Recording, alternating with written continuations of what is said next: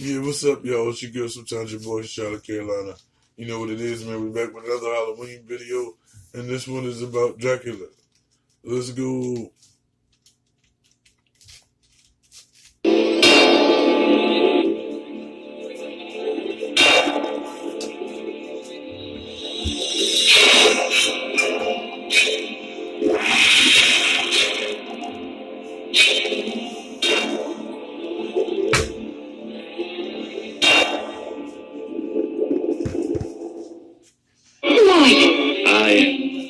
Dracula. Soy Dracula.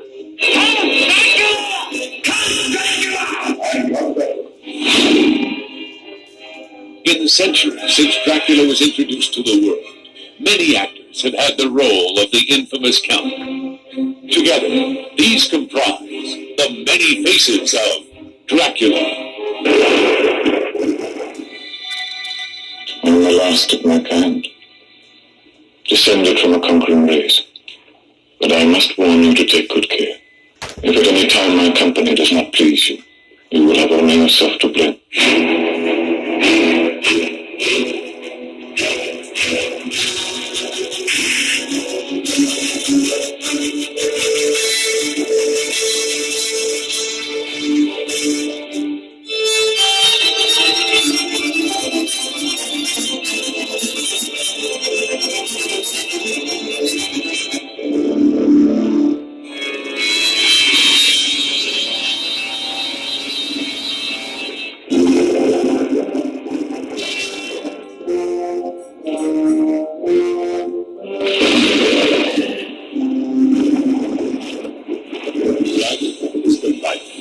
Says in scripture.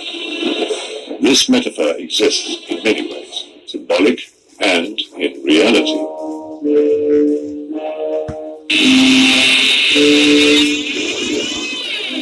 For vampires of legend, blood is the key to their undead life.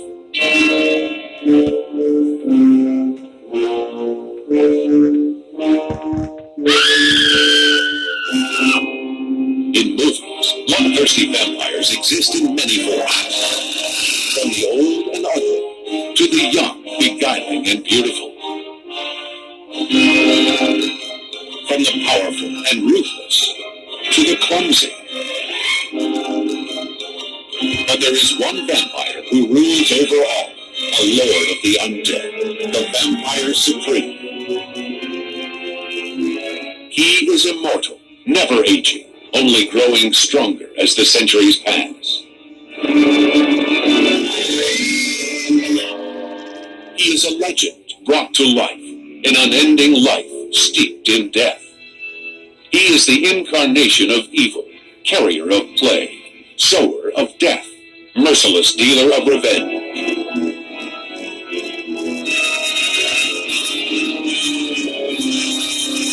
He is the ruler of endless night, master of his domain, and interloper into the dreams and nightmares of the innocent. He is the supreme lover, seducing women with his smoldering gaze. He is the most deadly killer, a ravenous beast thirsting for the blood of the living, and ruthlessly crushing those who oppose him. And though he may be destroyed and reduced to dust countless times, he always rises again to take revenge and spread his evil across continents, oceans, and even centuries. He is Count Dracula.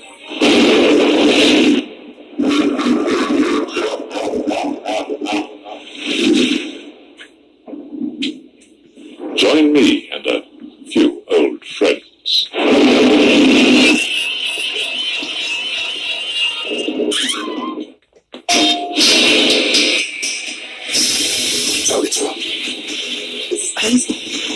I'm a little crazy on me. From my mouth. 3, 2, 1. Bravo 6, going dark. Call of Duty Modern Warfare. Pre-order now.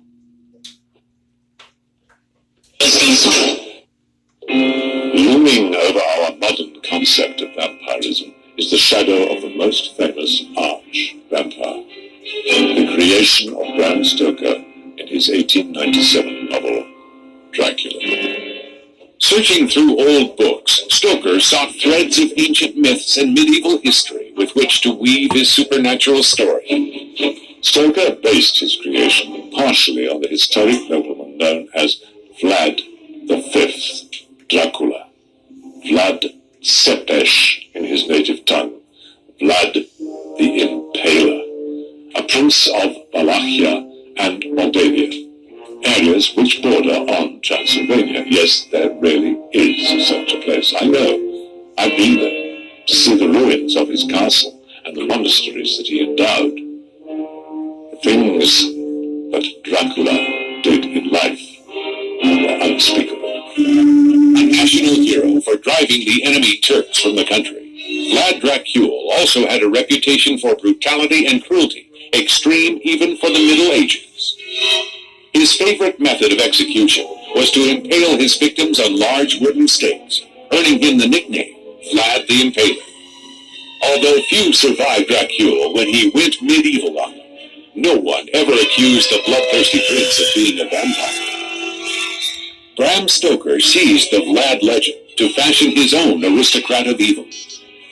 His creation was Count Dracula, a centuries-old vampire noble who leaves his native Transylvania to invade London in search of fresh victims. But the character of Count Dracula was not wholly based on Vlad Tepes. Some suggest that the physical description and the lofty, arrogant attitude were unconscious caricature of Sir Henry Irving, a noted Shakespearean actor for whom Stoker worked as a manager for almost 30 years.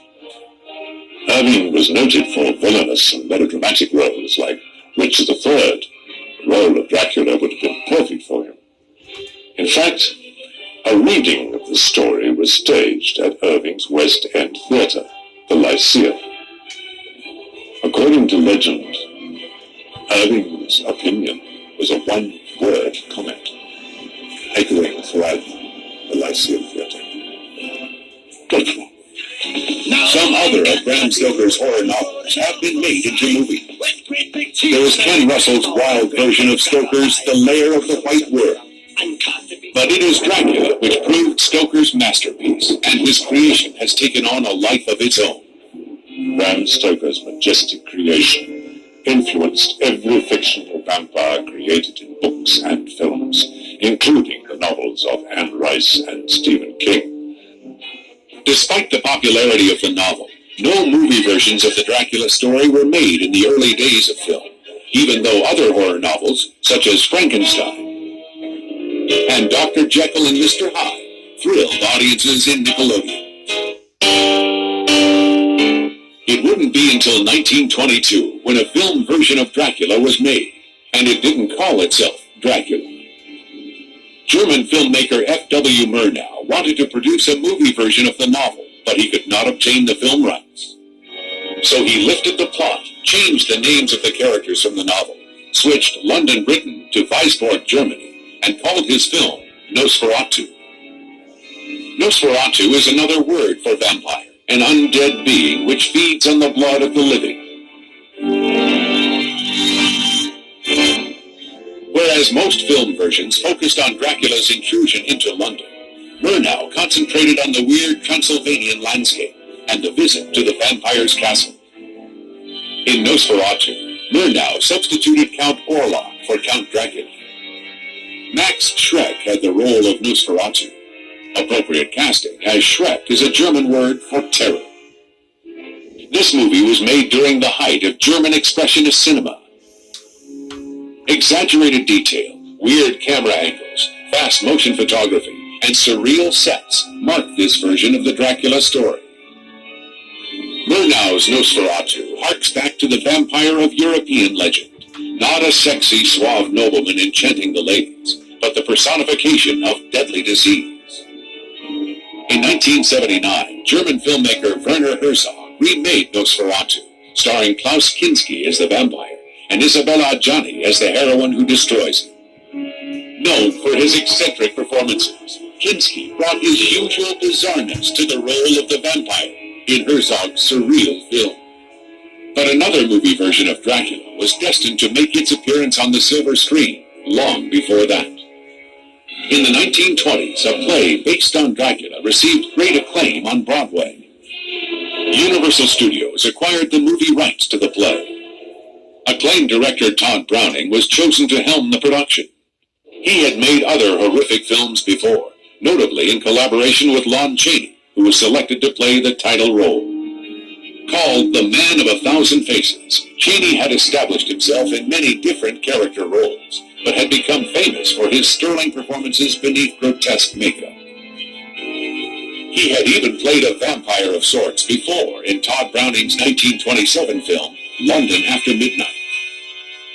He was a natural choice for the role of Dracula. Sadly, he would never get to try. Chaney died of throat cancer shortly after making his only talkie, The Unholy Three. Other stars were considered for the part of Dracula, including Paul Muni, an actor known for obsessing over roles, seeking perfection. The main contender was Conrad Veidt, the famed German actor who was impressing audiences with his performances. He had already portrayed a monster in the surreal horror film The Cabinet of Dr. Caligari. But it was another actor who gained the role of a lifetime.